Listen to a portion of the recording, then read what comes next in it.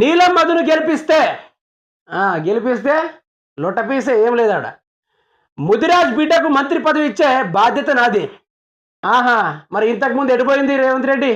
ఇంతకుముందు అసెంబ్లీ ఎన్నికలు జరిగినప్పుడు ముదిరాజ్ బిడ్డలు టికెట్ ఇచ్చి వాళ్ళని మంత్రి చేయకపోతేవి, ఇప్పుడు మంత్రి పదవి గుర్తొచ్చిందా? ఎంపీ పదవి వచ్చింది కాబట్టి ముదిరాజ్ బిడ్డలకు మంత్రి పదవి. ముదిరాజ్ సంఘానికి అర్థం కావాలి, ఆనాడు ఇయ్యని పదవి ఆనాడు అక్కడికి చేర్చుకొని రేవంత్ రెడ్డి ఈనాడు ప్రజల పక్షాన ఉండి వాళ్ళ సంఖ్యలో దూరుతున్నాడంటే అర్థమైంది. ఈడ అవసరానికి వచ్చి ఓట్లు తందుకు పోయి మనల్ని వెన్నెసే కార్యక్రమం ఇది. అద్దంకి నేను వేరు కాదు, మేమిద్దరం ఒక్కటే.